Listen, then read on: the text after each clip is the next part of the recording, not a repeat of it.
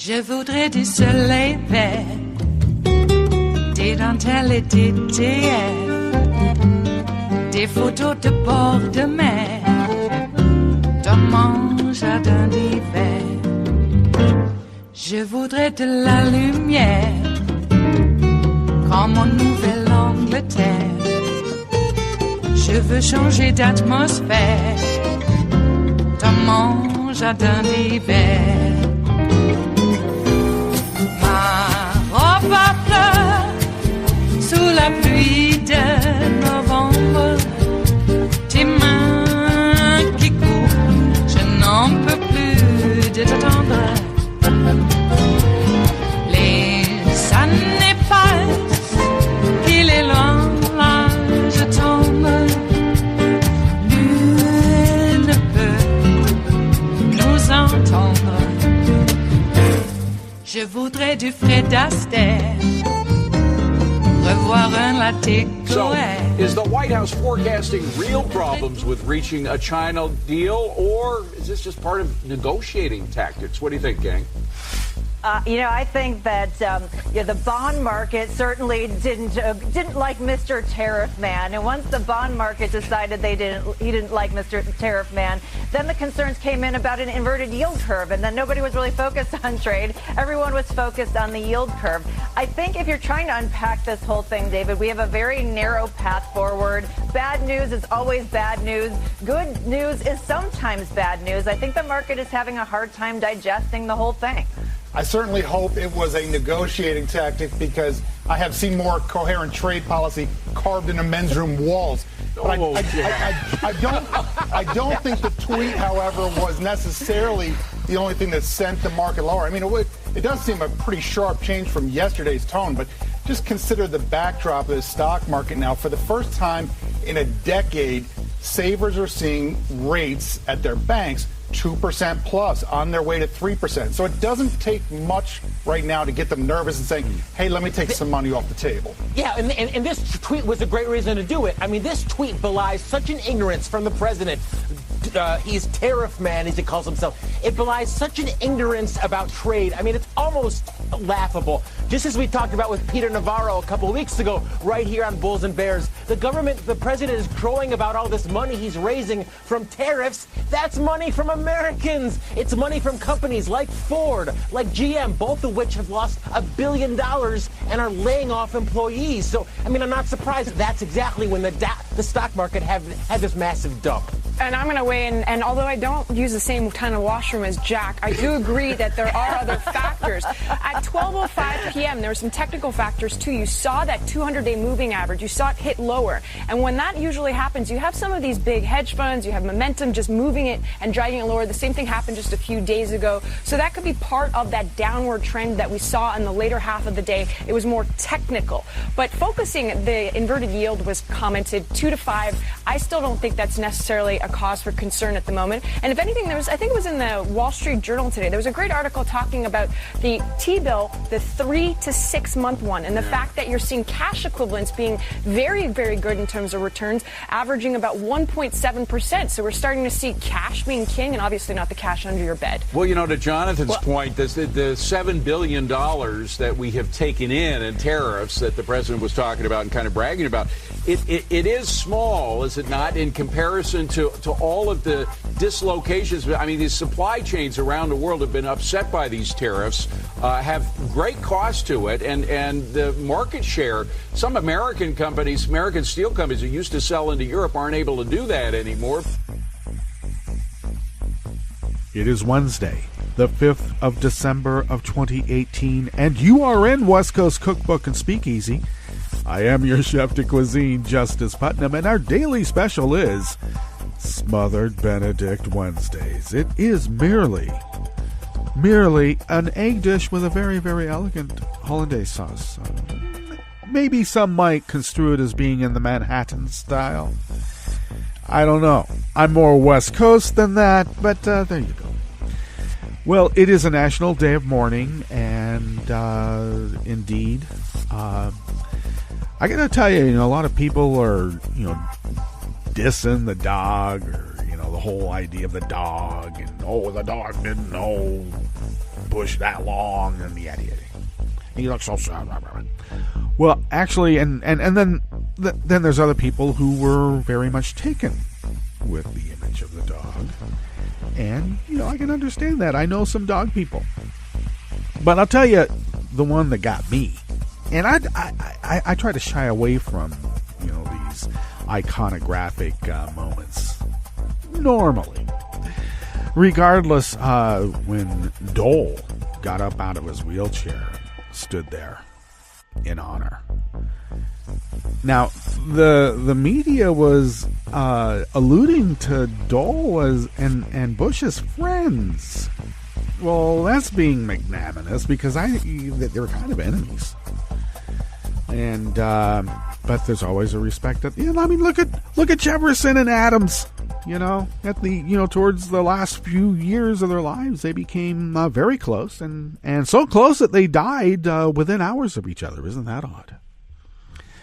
Somewhat of a connection there, but no, I just looked at it more as two men of a generation, and there's not very many of them left, and a respect for a fellow comrade out on the battlefield. Dole didn't get his paralyzed arm for nothing, So there's that. Not many of the greatest generation left. And they were Nazi fighters. Let's not forget that. And now here we are. Indeed. Which reminds me, ICE didn't come out of a vacuum. I know this is making a jump, but I'm talking about Bush here. ICE did not come out of a vacuum. ICE came out of the younger Bush's administration. The teutonicness of it. Teutonicness? Is that a word? And then I'm reminded of the longer history of the Prescotts and the Bushes. Boy, look into that one. Talk about Teutonic. Okay, well, we are where we are, and, it can't happen here was not a blueprint of like, we have such a structural difference than the rest of the world that fascism could never take over here. It was a warning. It wasn't, it can't happen here. It was a warning that it can happen here unless, we do something about it. And that's why we're here today. Yeah. Because we are Resistance Radio here at Netroots Radio, and West Coast Cookbook and Speakeasy is, a place where you can resist and, hoist a French 77 and listen to cabaret songs, maybe. Okay, what's on the rest of the menu here today? Oh, at the top. Boy, when you've lost Fox News business, that's pretty bad. They were not very happy at that 799-point loss drop yesterday after a Trump tweet. Yep. Boy, they were mad. In fact, one of them said that he'd seen more coherent trade policy carved in men's room walls. He may be right. So, boy, they're not happy about him, and for as much as I can tell today, he's been fairly quiet. He has to go to the funeral, of course. I don't know. He was fidgeting a lot the other day. When I saw him, he was fidgeting, and I got to put a break on that right now. I don't know. Maybe put him on one of those youth halters. You guys know what a youth halter is? It's really a dog harness with a leash. And you put it on your kid, and that way they don't wander off too far, and you can lead them around, and people look at you, and yes, they think, what? Yeah, it's very Germanic, at least in the woodsy areas that I grew up in. Okay, what's on the rest of the menu? Here in the Bistro Cafe, part of West Coast Cookbook and Speakeasy, well, a Texas GOP Platform committee member announced he's a white nationalist and proud of it. Just because you're a white nationalist doesn't mean you're a racist. Oh, yes, it does. They always say that, too. I'm not racist. I just hate black people and brown people because they're trying to cake over everything. They're mud people. Don't call me a racist.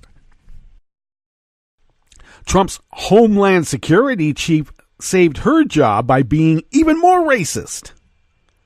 Yeah, Kirstjen Nielsen, she knows what to do. Yeah, she knows the way to Trump's heart. Let's serve him up some more racism. He loves it. And the ACLU filed a lawsuit against a Florida sheriff's office for nearly deporting a U.S. citizen. Wow, I've never heard of that happening before, and is exactly why we have a constitution to prevent that. I wonder where that went. Just a goddamn piece of paper. Apparently, a Bush said that. After the break, we move to the chef's table where U.S. prosecutors have charged 4 people in the Panama Papers tax evasion scheme. Taken years to get that one to trial, and but here we are, and I think that there's some other people that are going to be caught up in it in the Trump orbit as well. And after losing multiple Montana speaking gigs, a sex robot conference featuring Steve Bannon has prematurely imploded and subsequently been canceled. All that and more on West Coast Cookbook and Speakeasy. Bon appetit.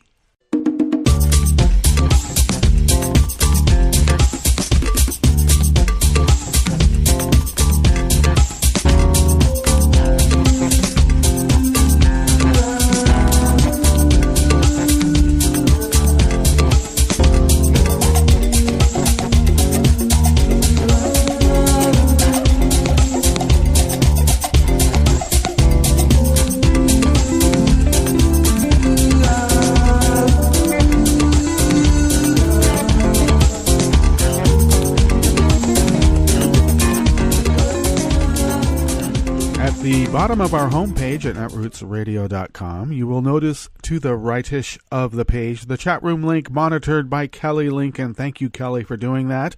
Do check out her shows on Saturday. The first one being At the Table with Kelly Lincoln at 3 p.m. on the West Coast. That would make it 6 p.m. on the East Coast. A few hours later, she then teams up with Ricky May for the Round Table Around House Power Hour. 9 p.m. West Coast, midnight on the East Coast, and a power hour it is indeed. You can then, if you would, please look to the leftish of the page at the bottom of our homepage at netrootsradio.com. You will then notice the contribute button, and it is a link. And if you could please become a Patreon of Netroots Radio. Your recurring contribution goes a long way here. And this is somewhat of a fun drive for the holiday season. Yeah, we're joining the crowd. And but all kidding aside, your generosity helps us pay the bills. And we are very grateful for you doing that. So thank you very much. You can follow Netroots Radio on Twitter at Netroots Radio. Tom takes care of that platform, and I am forever grateful from the bottom of my heart that Tom does that. And the rest of us are too. And you can then, if you would please follow me on Twitter at Justice Putnam. I post a show notes and links diary on Daily Co's. And a very important document there because this is a multimedia operation, and those show notes and links flesh out the story. They do. And then you can also follow the show on Twitter at Cookbook West. We are on Facebook, the Netroots Radio, and West Coast Cookbook and Speakeasy. If you want to go there, go there. I wouldn't recommend it, but we're there. Okay, you can, if you would also pick up podcasts of the show by way of Spreaker, Stitcher, TuneIn, iHeart, YouTube, iTunes, etc., etc., etc. All right. Oh, my. Let's see here. Now, this first story here comes out of the Texas Observer. And this is a connected Tea Party activist who says that white nationalism has nothing to do with race supremacy. Yeah. It's just part of Trump's America First vision.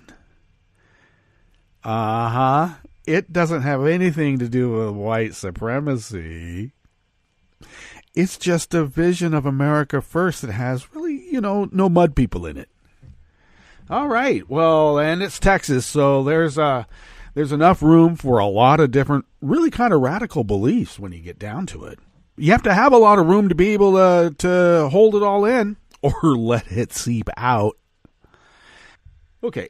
Out of the Texas Observer, Justin Miller penned this piece. At the Texas Republican Party's 2018 convention, Ray Myers was a part of a select group of activists charged with crafting the platform for the biggest and most influential state party in the country. Myers is also a white nationalist, a fact that he declared last week by announcing, "Damn right, I'm a white nationalist, and very proud of it," in a Facebook post just last Tuesday. Myers is a 74-year-old activist. Oh, another old white guy, angry too. Who has been involved in GOP politics for decades. Oh, he's been an angry white guy for decades. Wow. I'm shocked. But the pivotal moment came when Obama came on the scene. I knew immediately that America was in trouble because a black guy had finally been elected. And that was proof that you can't give democracy to the lower classes because look who they'll elect. Soon after, he founded a Tea Party chapter in Kaufman County, just east of Dallas. More recently, Myers was a member of Ted Cruz's Texas leadership team during his presidential campaign, served as a Cruz delegate at the RNC convention.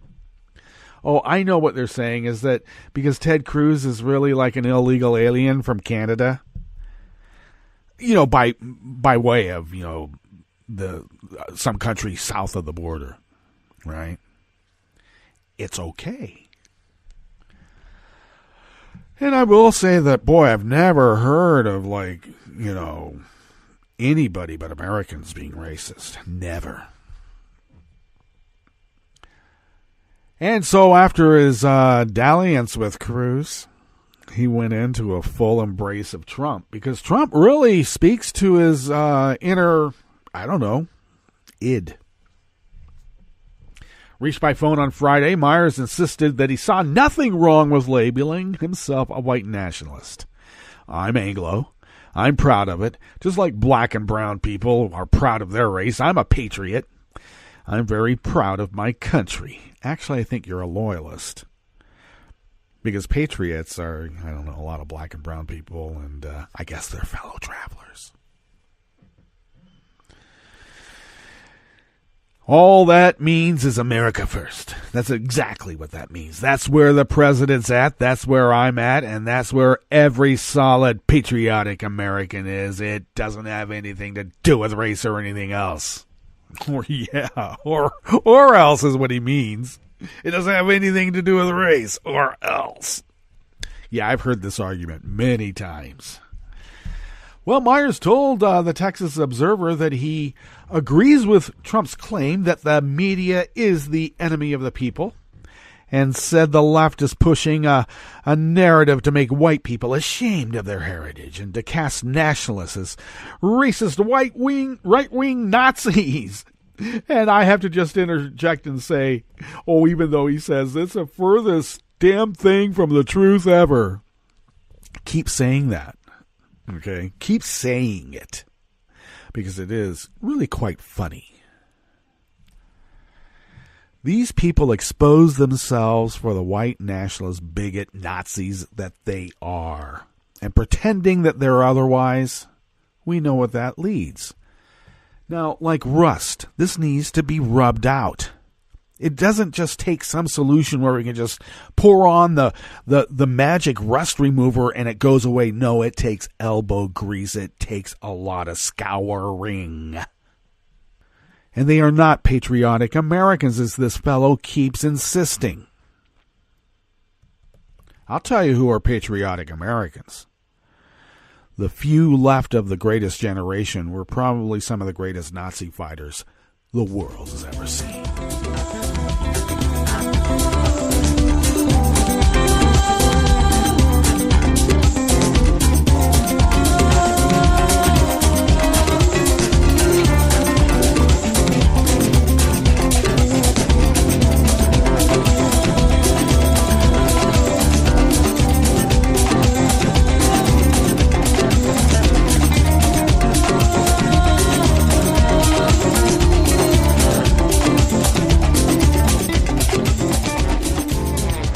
Gee, I don't mean to be pontificating so much, but it is Wednesday, Smothered Benedict Wednesdays, by the way. Hey, okay?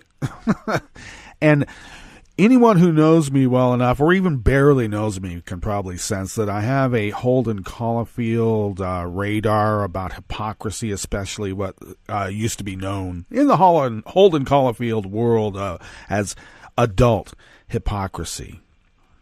And so my radar is always up when I see people who are suck-ups.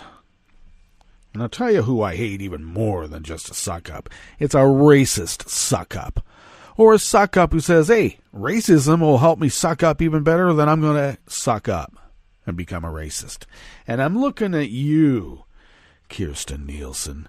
Dan Desai Martin brings us this offering here in the Bistro Cafe of West Coast Cookbook and Speakeasy, Smothered Benedict Wednesdays. All it took for Homeland Security Secretary Kirsten Nielsen to save her embattled job was to more fully embrace the vile racism of her boss. Over the past several weeks, Nielsen doubled down on cruelty toward immigrants in word and deed, and her decisions seems to have satiated Trump's appetite for cruelty. Well, Merry Savage Christmas. According to Politico, Nielsen has, quote, shown off policy actions and political positioning that seem to have mollified Trump's criticism, end quote. Well, that's a nice way of putting it, that she's a suck-up and she's used racism and embraced racism to suck up. These actions, as described by Politico, are all nods to Trump's anti-immigrant positions, including efforts to highlight and defend violent and atrocious behavior. Well, I guess if you're going to be a suck-up and you're sucking up to a Trump, you think you're winning. And you'll be safe. Well, she may be right. You know, I have made mention of this previous, just a passing recognition of this. But, you know, we had a high command in the Middle East commit suicide the other day. Conveniently, by the way. Around the same time that a guy was elevated to run the GRU who knew all sorts of dirt about what was going on between, Jared and others. He mysteriously died of natural causes too. Convenient death at the age of 62, where they said he had a long illness. And the family said, yeah, it was, like a few hours. Pretty long. Maybe Vlad thought that the chemical or whatever agent that gave this guy, the heart attack or whatever it was supposed to act a lot quicker.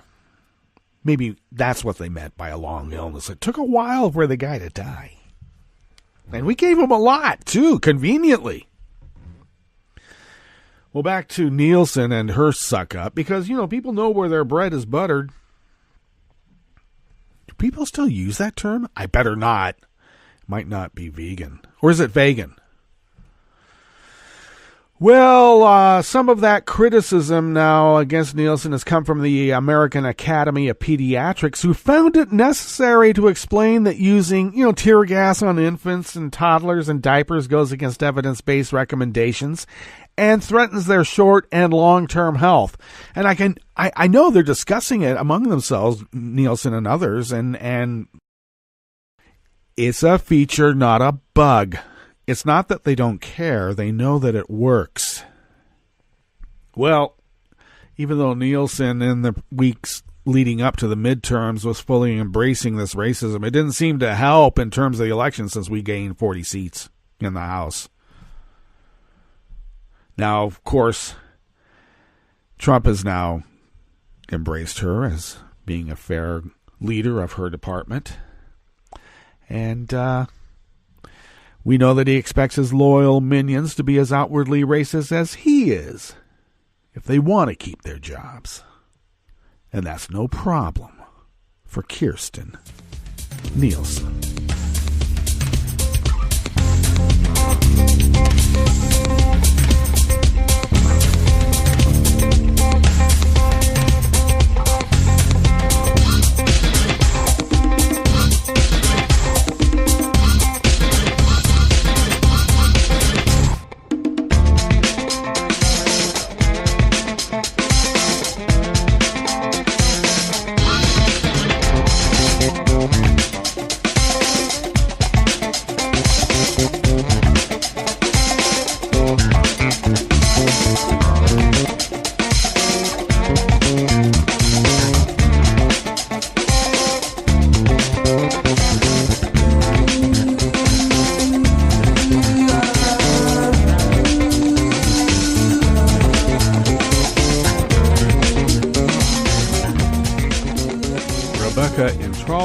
Of Think Progress brings us this final offering here in the Bistro Cafe of West Coast Cookbook and Speakeasy Smothered Benedict Wednesdays. The ACLU said that it had filed a lawsuit in conjunction with the Southern Poverty Law Center against a Florida sheriff's office for unlawfully detaining and nearly deporting a U.S. citizen. Peter Sean Brown was born in Philadelphia and has lived in Florida for the last 10 years. Now, according to the complaint, Brown reported to the Monroe County Sheriff's Office in April for violating his probation for a low-level pot offense and was subsequently detained longer than was required at the request of ICE. Yes, that would be the ICE of Immigration and Customs Enforcement fame. ICE believed Brown was Jamaican because he's black and undocumented and of the same name, and was intent on deporting him despite his repeated pleas that he was a U.S. citizen with a birth certificate and a Florida driver's license. Monroe County jail officers told him he was being sent to a country he had only been to once on a cruise. I am and always have been a citizen of the United States, Brown said in a video released by the ACLU. I did not even realize what ICE was at the time, and reading through it, I realized it had something to do with immigration. And at that point, I made a comment of, there must have been a mistake. Now, don't a lot of Americans just go about their day thinking, I'm just going to go to the store. I'm just going to go and tell my probation officer I violated this low-level pot offense. And then you're accused of not being a citizen of the United States, and they're just going to choose a country to send you to. Goodbye. Because they can. Give a rat a cookie, they're going to want a glass of milk. Well, the complaint is linked in the show notes and links diary, so check it out. Now, Brown's case is unfortunately far from unique. Cases like this have become the norm when local sheriff's offices cooperate with ICE detainer requests. Detainer requests are a key tool used by ICE to apprehend individuals who come in contact with state and local law enforcement in order to place them in federal custody. Now, according to the ACLU, there were multiple red flags in Brown's ICE detainer that police should have caught. ICE, for example, claimed Brown was 7 feet tall when he was only 5'7". The ICE detainer also listed an incorrect birth date.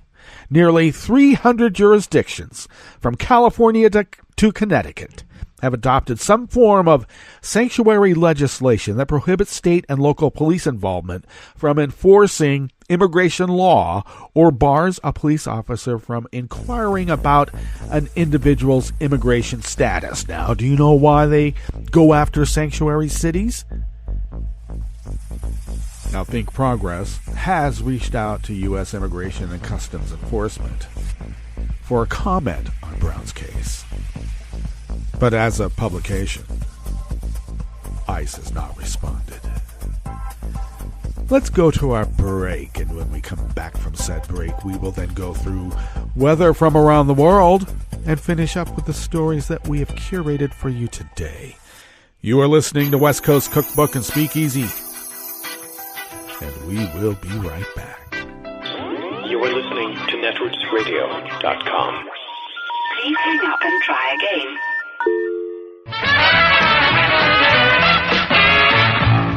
From a point at sea to the circles of your mind, a new force is at work for planetary transformation. New radio for a new Earth.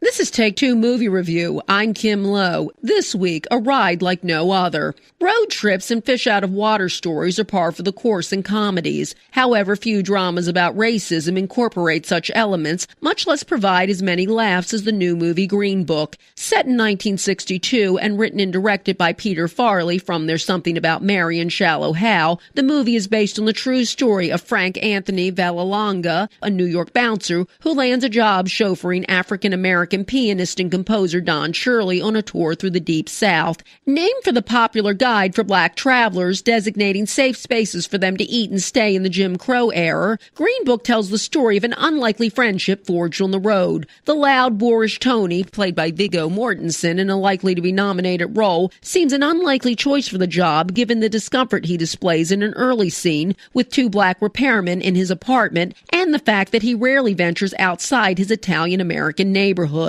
Likewise, the quiet, sophisticated Don, played by Oscar winner Mahershala Ali, seems like he'll be unable to tolerate Tony for a day, much less the weeks they're expected to spend on the road. However, as we soon learn, these characters are complex. Underneath Don's smooth exterior is a lonely man who isn't being true to himself. In one telling scene, he confesses feeling not black enough for the black world, yet unable to fit into the white world, which has afforded him his career and affluence. Likewise, Tony shows a level of tolerance and understanding after learning of an aspect of Don's character, which isn't expected given their initial meeting. While the ending of Green Book may be a tad sentimental, it is nonetheless an important film and one that will do well during award season. This has been Take Two Movie Review. I'm Kim Lowe. Catch up with us at TakeTwoMovieReview.com and feed us back on our page on YouTube.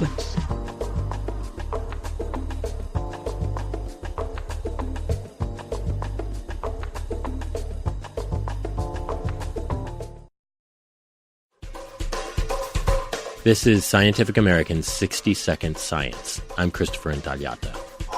Blue whales are the largest animals ever to exist on Earth, but they're still tough to track because they live underwater where we can't easily see them, and often in remote areas, like the Southern Ocean.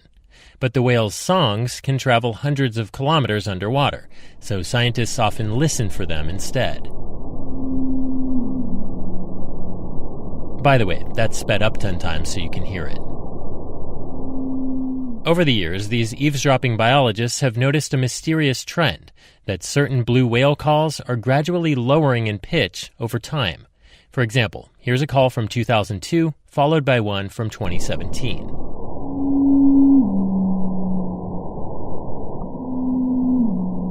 It has been observed for many blue whale population worldwide. So this phenomenon has to have a worldwide explanation. Emmanuelle Leroy is a bioacoustician at the University of New South Wales in Australia. She did the work at the University of Brest in France. Her team confirmed the phenomenon holds true for populations of blue whales in the southern Indian Ocean, too. And they suggest one reason may be that whale numbers have rebounded from the days of Captain Ahab. More whales means individuals don't have to shout as loud to be heard by other whales. And because of an anatomical peculiarity in the way whales sing, the softer they sing, the lower the pitch. The scientists have another theory, too, which may be acting in concert with the first, which is that whales are singing more softly, and therefore more deeply, because increasingly acidic ocean waters carry their calls further. The full write-up is in the Journal of Geophysical Research, Oceans. Leroy and her team noticed one other short-term trend, that southern blue whales' songs actually get higher in pitch during the austral summer, perhaps in an effort to be heard over cracking icebergs. Like when you put some ice cube in your drink, you can hear it crack. So it's the same for an iceberg. So it will be really loud and you can hear it across an oceanic basin. To solve these mysteries more definitively, the scientists say we'll need to keep listening and monitor the changing chemical and acoustic properties of the oceans to see which of these ideas are borne out and which of them don't hold water. Thanks for listening. For Scientific American's 60-Second Science, I'm Christopher Intagliata.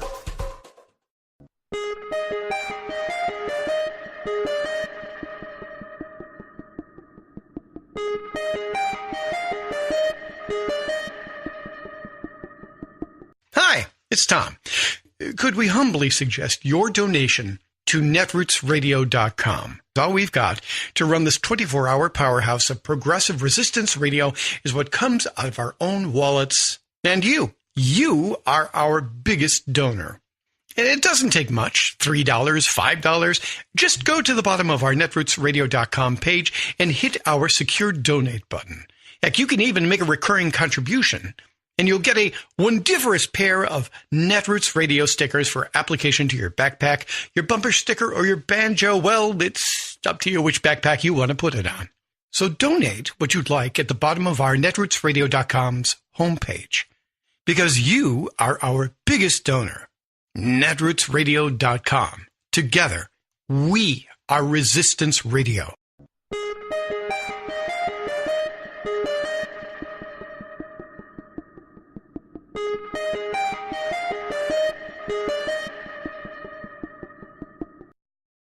Let's talk about mass killings and the Second Amendment, and also the First. I'm Bill Newman, and this is the Civil Liberties Minute. A recent report from the American College of Physicians suggested that firearm-related injuries and deaths in the United States should be treated as a preventable public health issue. In response, the National Rifle Association shot back that doctors and medical experts should mind their own business. In the words of the NRA, medical professionals should, quote, stay in their lane. To which the healthcare providers responded, sharing their stories of trying to save gunshot victims dying on operating tables, watching them bleed out, describing the mayhem that gun violence causes. To which the NRA has responded by invoking the Second Amendment guarantee about a well-regulated militia and the argument that guns don't kill people, people kill people. To which the healthcare experts responded with hashtag in my lane and hashtag this is my lane and hashtag this is our lane. This debate is intense, and the back and forth may not change any minds, but it does prove a number of important points. That civic participation is a right, that there is no obligation for any group or person to stay in their lane, and that the First Amendment remains the paramount protector of freedom. The Civil Liberties Minute is made possible by the ACLU because freedom can't protect itself. I read the news today, oh boy. It's time for Nicole Sandler's What's News from NicoleSandler.com and the Progressive Voices Network. As expected, the Office of the Special Counsel on Tuesday evening released the Michael Flynn sentencing memo. MSNBC has the details. Special Counsel Robert Mueller is tonight recommending little or no prison time for former Trump National Security Advisor Michael Flynn, who pleaded guilty 1 year ago to lying to the FBI to cover up his discussions with Russia's ambassador to the U.S. Just a few hours ago, the cryptic Mueller team filed a sentencing memo for Flynn in federal court here in Washington. The documents note that, quote, given the defendant's substantial assistance and other considerations, a sentence at the low end of the guideline range, including a sentence that does not impose a term of incarceration, is appropriate and warranted. An additional memo lays out how Flynn helped Mueller's investigation, but a lot of it is blacked out, and that in itself is telling. It does show that Flynn, quote, has assisted with several ongoing investigations, telling again, including an investigation concerning any links or coordination between the Russian government and individuals associated with the campaign of President Trump, and that he, quote, participated in 19 interviews with the feds and provided documents and communications. This filing notes that Flynn started working with the government not long after it first sought his cooperation. We quote again, his early cooperation was particularly valuable because he was one of the few people with long-term and first-hand insight regarding events and issues under investigation by the SCO, the special counsel's office. The Mueller team also notes the defendant's record of military and public service distinguish him from every other person who has been charged. However, senior government leaders should be held to the highest standards. Mueller's office is expected to release the Paul Manafort sentencing documents this coming Friday. CIA Director Gina Haspel on Tuesday briefed a small group of Republican senators about the killing of Washington Post journalist Jamal Khashoggi. After the meeting, both Lindsey Graham and Bob Corker said they were even more convinced that Saudi Crown Prince Mohammed bin Salman was involved. I have zero question in my mind that the Crown Prince, MBS, ordered the killing, monitored the killing, knew exactly what was happening, planned it in advance. If he was in front of a jury, he would be convicted in 30 minutes, guilty. The question is, what do we do about that? And by the way, they've, as you know, renditioned other people and tortured other people that have been their dissidents. So the message we've sent to them is one that will cause him to continue on the path that he's on, and I'm sure other actors in the region will take note of that. So somehow or another, it's unfortunate, and again, I'm continuing to urge the administration to themselves speak to this in the appropriate manner. What do you want them to do? This has got to be strongly condemned. There's not a smoking gun, there's a smoking saw. You have to be willfully blind not to come to the conclusion that this was orchestrated and organized by people under the command of MBS, and that he was intricately involved in the demise of Mr. Khashoggi. Open source reports show that he had been focusing on Mr. Khashoggi for a very long time. It is zero chance, that this happened in such an organized fashion without the Crown Prince. As to Pompeo and Mattis, I have great respect for them. I would imagine if they were Democratic, in a Democratic administration, I would be all over them for being in the pocket of Saudi Arabia. But since I have such respect for them, I'm going to assume that they're being good soldiers.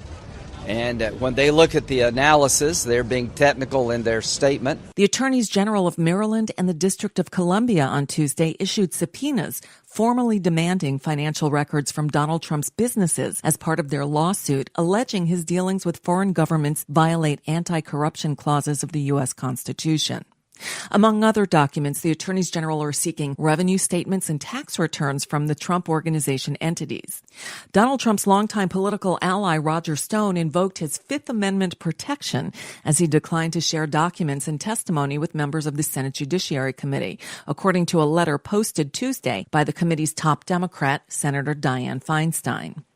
Here's Donald Trump on various occasions offering his opinion on why people would take the Fifth. When you have your staff taking the Fifth Amendment, taking the Fifth so they're not prosecuted. When you have the man that set up the illegal server taking the Fifth, I think it's disgraceful. Fifth Amendment, Bob. The mob takes the Fifth. If you're innocent, why are you taking the Fifth Amendment? Fifth Amendment, horrible. Horrible. He pleaded the Fifth, and that was the end. We never heard about him again. This is like Watergate, only it's worse. The Dow Jones Industrial Average fell nearly 800 points as investors' doubts over the U.S.-China trade deal renewed anxieties about the pace of economic growth. The market is closed on Wednesday, as are most government offices and agencies, for a national day of mourning as former President George H.W. Bush is memorialized at the National Cathedral in Washington.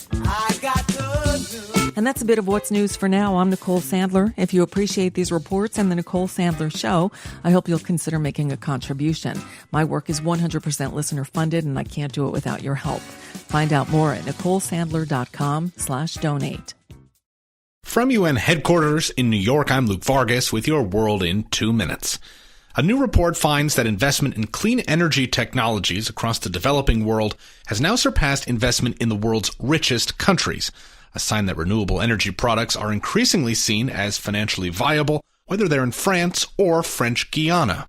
Luisa De Moro is an associate at Bloomberg New Energy Finance and lead analyst of the Climate Scope report. This is where population is growing quickly, where demand is growing quickly, while developed countries, OECD countries, demand is almost flat.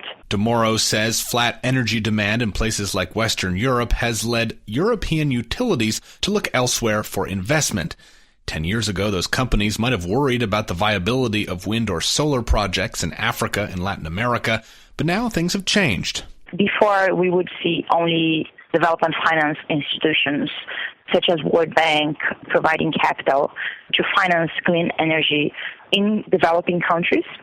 Once those projects came online and proved that they are actually making lots of money, then project developers, private investors felt comfortable to do the same. That investment boom has been so transformative that in parts of Asia and Latin America, renewable energy is now cheaper to produce than fossil fuel energy.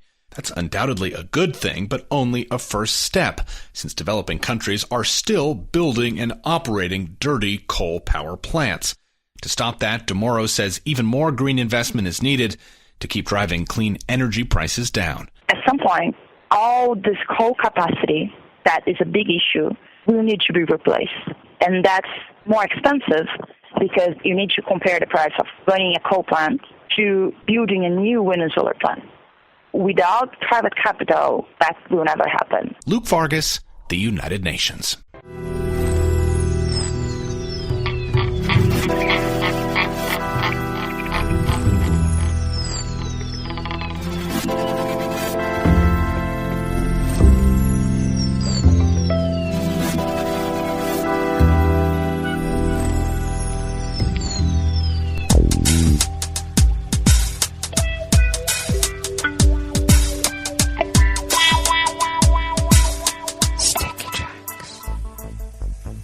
Thank you for accompanying us here to the chef's table at West Coast Cookbook and Speakeasy Smothered Benedict Wednesdays.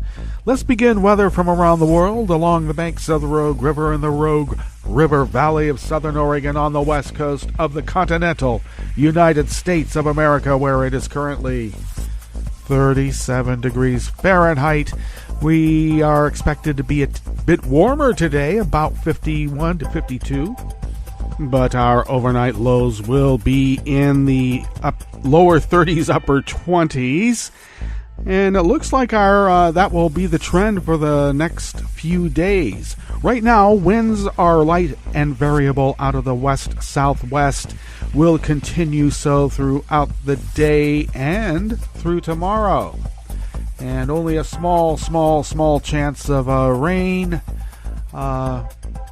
Looks like tomorrow maybe a 10% chance. Or tonight, I apologize. Tonight a 10% chance. But we'll see about that. A lot of wood burning in the area, so the air quality index is in the yellow-orange warning range at 63 parts per million. Moving on to our wintertime daytime UV index is in the green low range at 1. Barometric pressure is holding steady at 30 inches. Visibility is up to 9 miles, and relative humidity is at 83%. Weather from around the world is brought to you by people's personal weather stations that they purchased. These people planted these purchased personal weather stations somewhere on their property, and these people positively live around the world. London is 55 and cloudy. Paris is 53 and fair. Rome is 61 and fair, with a threat of thunderstorm activity knocking out critical infrastructure like the electrical grid. Imagine that. Well, that's a confluence of hot and cold, and you know what's going to happen. Kiev is 33 degrees with light snow. Kabul is 45 and fair. Hong Kong, 70 degrees with a rain shower. Tokyo, 56 and cloudy. Sydney, Australia, 66 and cloudy. San Francisco, California, 49 degrees with a rain shower and small craft advisory on the bay. Heavy winds in that area. And New York is a crisp 34 degrees Fahrenheit and partly cloudy. And that is weather from around the world, brought to you by people's personal weather stations that they purchased. These people planted these purchased personal weather stations somewhere on their property, and these people positively live around the world.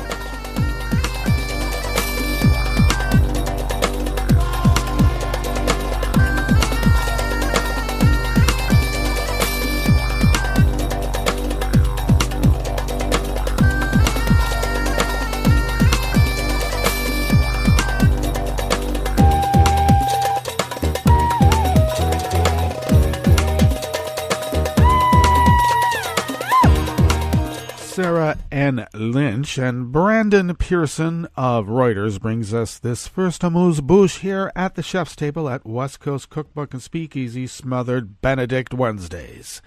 U.S. prosecutors announced yesterday that they have charged 4 people with taking part in a decades-long scheme to evade U.S. taxes that came to light after a massive leak of offshore financial data known as the Panama Papers. 3 of the 4 people have already been arrested, prosecutors said, in the first criminal case brought by U.S. authorities in connection with Mossack Fonseca and Company, the Panamanian firm at the center of the leak.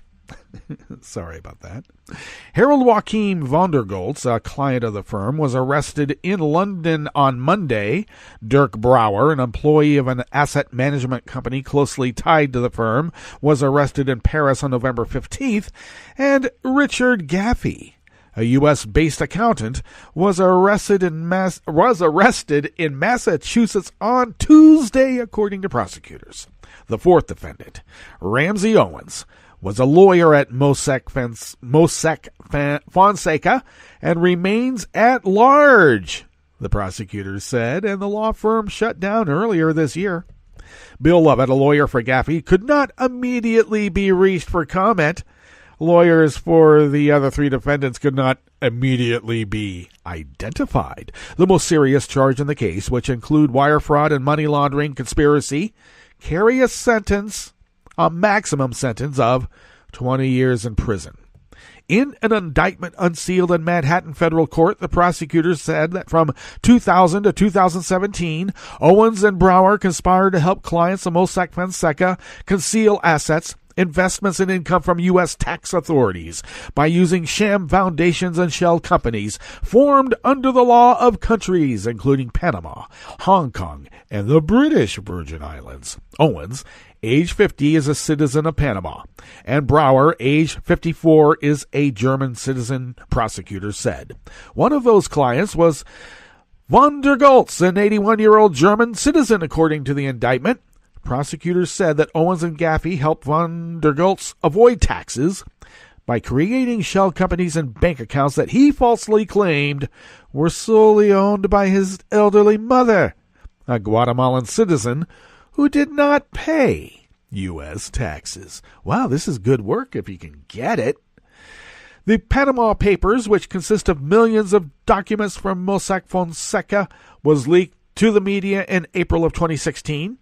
A review of the documents also prompted German authorities to raid the offices of Deutsche Bank AG and his board members as part of a money laundering investigation just last week.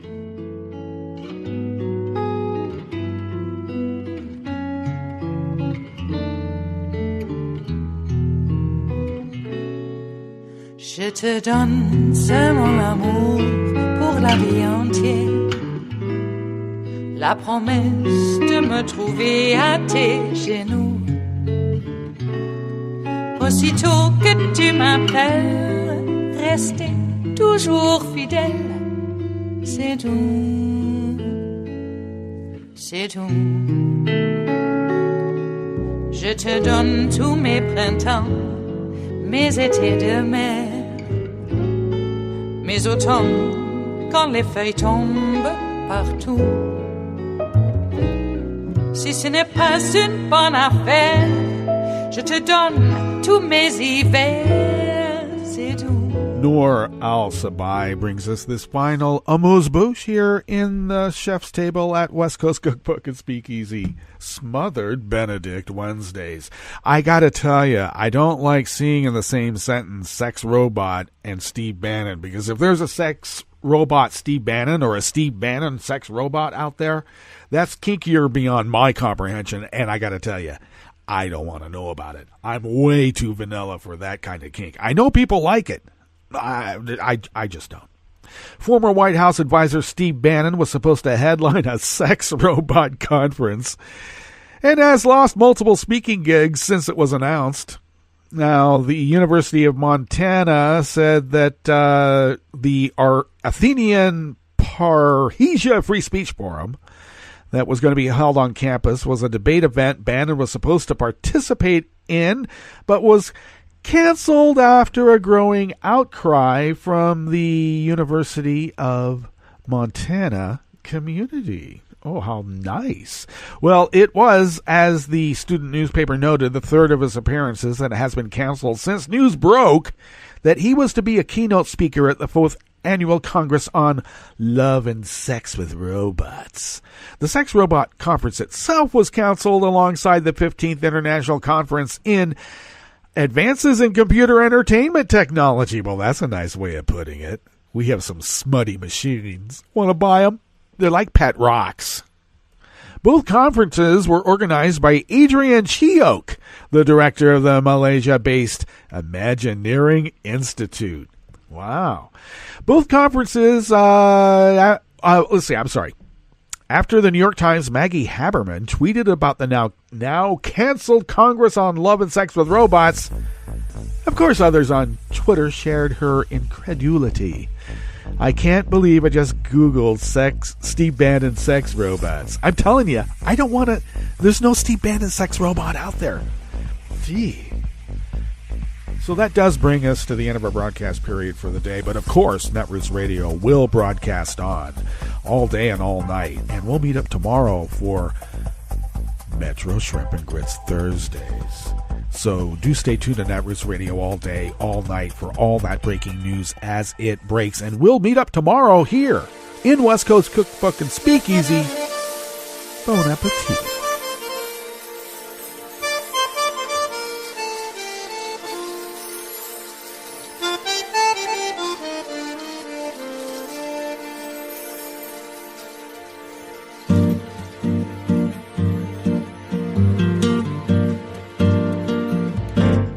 Je voudrais du soleil vert, des dentelles et des théères, des photos de bord de mer, dans mon jardin d'hiver.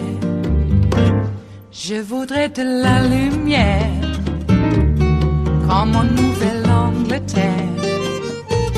Je veux changer d'atmosphère, dans mon jardin d'hiver. Ma fleur sous la pluie de novembre, tes mains qui courent, je n'en peux plus de t'attendre. Les années passent, il est loin, là je tombe. Nul ne peut nous entendre. Je voudrais du Fred Astaire, revoir un latte coherent. Je voudrais toujours te plaire dans mon jardin d'hiver. Je veux déjeuner par terre de golfe clair, t'embrasser les yeux ouverts dans mon jardin d'hiver. Ma robe à fleurs sous la pluie d'un novembre, tes mains qui courent, je n'en peux plus de t'attendre.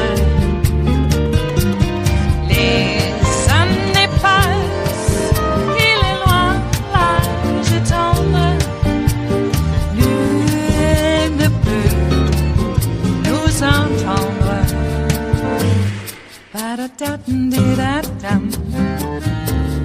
ba-da-da-dum-dee-da-dum, ba-da-da-dum-dee-da-dum, dans mon jardin d'hiver.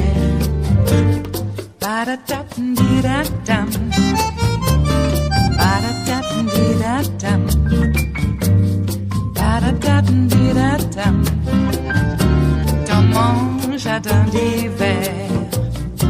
Dans mon jardin d'hiver, dans mon jardin d'hiver.